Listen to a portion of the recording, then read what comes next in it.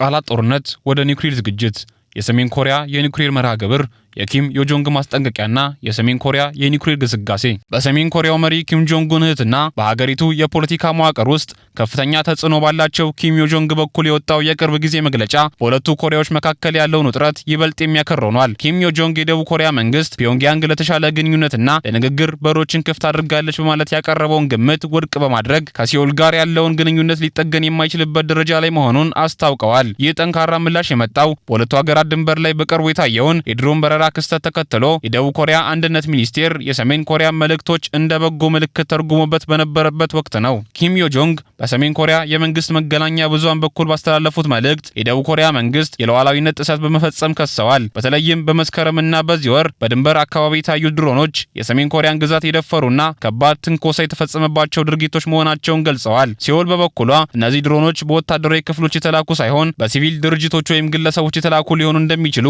በግልጽ ምርመራ እያደረገች መሆኑን ብታሳወቅም ኪም ዮጆንግ ግን ይህንን ምክንያት አልተቀበሉትም። ይልቁንም የደቡብ ኮሪያ መንግስት ግንኙነቱን ለማደስ የሚያሳየውን ማንኛውም ተስፋ ሊሳካ የማይችልበት ቅዠት መሆኑን አጣጥለዋል። የደቡብ ኮሪያው ፕሬዝዳንት ሊ ጄሚዮንግ የድሮን ክስተቱን በኮሪያ ልሳነ ምድር ሰላምንና ብሔራዊ ደህንነትን አደጋ ላይ የሚጥል ከባድ ወንጀል ሲሉ ቢገልጹትም በመንግስታቸው ውስጥ ያሉ ባለስልጣናት ግን ፒዮንግያንግ ድርጊቱን በዝርዝር እንድታስረዳ መጠየቋን እንደ ንግግር ፍላጎት ወስዶት ነበር። ይሁን እንጂ ኪም ዮጆንግ ይህንን ትርጓሜ ደካማ ግምት በማለት የናቆት ሲሆን ሲኦል እያሳየች ያለውን የበጎ ፍቃድ ዝንባሌም መሰረት የሌለው መሆኑን አስረግጠው ተናግረዋል። ኪም አክለውም የደቡብ ኮሪያው ፕሬዝዳንት ሊ ከጃፓኗ ጠቅላይ ሚኒስቴር ሳኔ ታካይቺ ጋር በጃፓን ያደረጉትን ስብሰባና ከዩናይትድ ስቴትስ ጋር ያላቸውን የሶስትዮሽ ትብብር ልመና ላይ የተመሰረተ ዲፕሎማሲ ሲሉ ተችተዋል። በአሁኑ ወቅት በኮሪያ ልሳነ ምድር ያለውን ዲፕሎማሲያዊ ሁኔታ እጅግ የቀዘቀዘ ሲሆን የኪም ዮጆንግ መግለጫ ደግሞ ሰሜን ኮሪያ ከደቡብ ኮሪያ ጋር በጠረጴዛ ዙሪያ የመቀመጥ ፍላጎት እንደሌላት በግልጽ ያሳየ ነው። ኪም ዮጆንግ ወደፊት ወንድማቸውን ተክተው ሀገሪቱን ሊመሩ ይችላሉ ተብሎ በሚገመት በዚህ ወቅት እንዲህ ያለ ግትር አቋም ማንጸባረቃቸው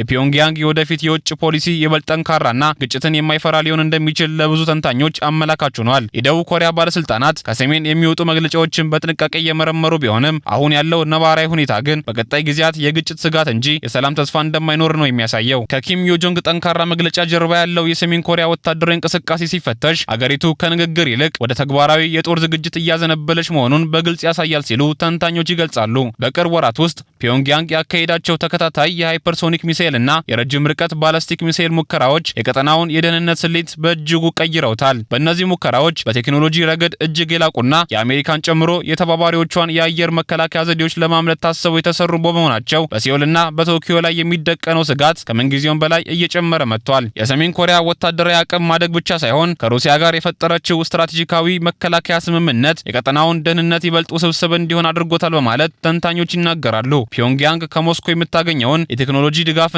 የፖለቲካ ከለላ በምዕራባውያን የሚጣሉባትን ማዕቀቦች ችላ እንድትልና የኒውክሌር መርሃ ግብሯን ያለምንም መሳቀቅ እንድታስቀጥል አቅም ሆኗታልም ይላሉ።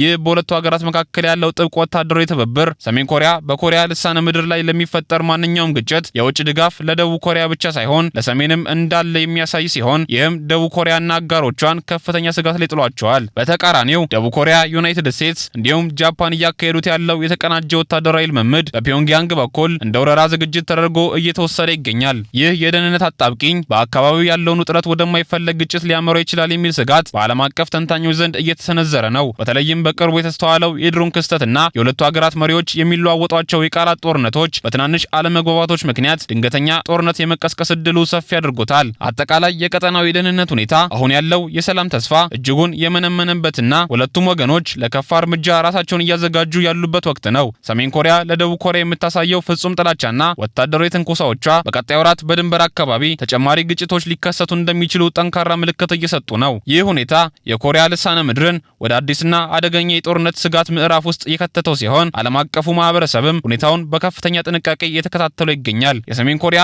የኒውክሌር አቅም እድገትና የዓለም አቀፉ ማህበረሰብ ዲፕሎማሲያዊ ውጥረት ከኪም ዮጆንግ ጠንካራ የፖለቲካዊ መግለጫዎች ጀርባ ያለው ቁሳዊ እውነታ ሲመረመር የሰሜን ኮሪያ የኒውክሌር መርሃ ግብር ከአንድ የማስፈራሪያ መሳሪያነት ባለ ባለፈ ወደ ተሟላና ወደ ተራቀቀ ወታደራዊ አቅም መሸጋገሩን የቅርብ ጊዜ የቴክኒክ ዘገባዎች ያመለክታሉ።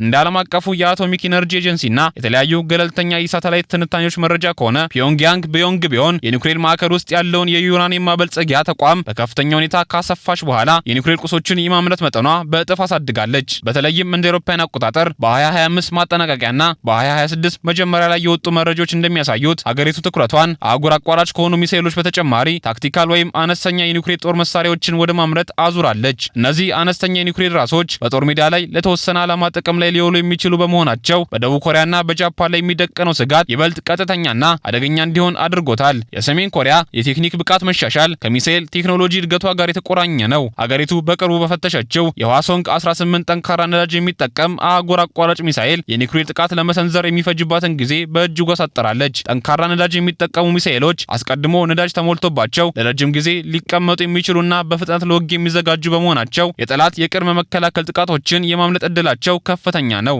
ይህ የቴክኖሎጂ ሽግግር ሰሜን ኮሪያ በማንኛውም ሰዓትና ሁኔታ ውስጥ ሆና የመልሶ ማጥቃት እርምጃ የመውሰድ አቅም እንዳላት ለዓለም አቀፉ ማህበረሰብ ያሳየችበት ሲሆን ይህም በቀጠና ያለውን የኃይል ሚዛን ወደማይገመት ደረጃ ቀይሮታል። በተባበሩት መንግስታት ድርጅት በኩል ያለው ዲፕሎማሲያዊ ምላሽ ግን በታላላቅ አገራት መካከል ባለው የፖለቲካ ክፍፍል ምክንያት ሽባ ሆኖ ቀጥሏል። የጸጥታው ምክር ቤት በሰሜን ኮሪያ ላይ ተጨማሪ ጠንካራ ማዕቀቦችን ለመጣል ያደረጋቸው ተከታታይ ሙከራዎች በሩሲያና በቻይና የቪቶ ፓወር መብት ምክንያት ሲያሳኩ ቀርተዋል። በተለይም ሩሲያ ከሰሜን ኮሪያ ጋር ያላትን ወታደራዊ ትብብር ማጠናከሯ ቀደም ሲል የነበሩትን ማዕቀቦች አፈጻጸም የሚከታተለው የተባበሩት መንግስታት የባለሙያዎች ቡድን ስራ እንዲያቆም ማድረጉ የሚታወስ ነው። ይህ ሁኔታ ፒዮንግያንግ ያለምንም ዓለም አቀፍ ተጽዕኖ የኒውክሌር ሙከራዎቿን እንድትቀጥል ምቹ ሁኔታ የፈጠረላት ሲሆን የተባበሩት መንግስታት ድርጅትም በጉዳዩ ላይ ያለውን ተሰሚነት ከምንጊዜውም በላይ እየቀነሰ መጥቷል። ሰሜን ኮሪያ የኒውክሌር አቅሟን ማሳደጓን የቀጠለችው ለብሔራዊ ደህንነቷ ዋስትና ብቻ ሳይሆን በዓለም አቀፍ ዲፕሎማሲ ውስጥ ያላትን የመደራደር አቅም ለማሳደግ ጭምር ነው። የቴክኒክ ዘገባዎቹ እንደሚያመላክቱት አገሪቱ አሁን ላይ በደርዘን የሚቆጠሩ የኒውክሌር የጦር መሳሪያዎችን የታጠቀች ሲሆን ይህ ቁጥር በቀጣይ ዓመታት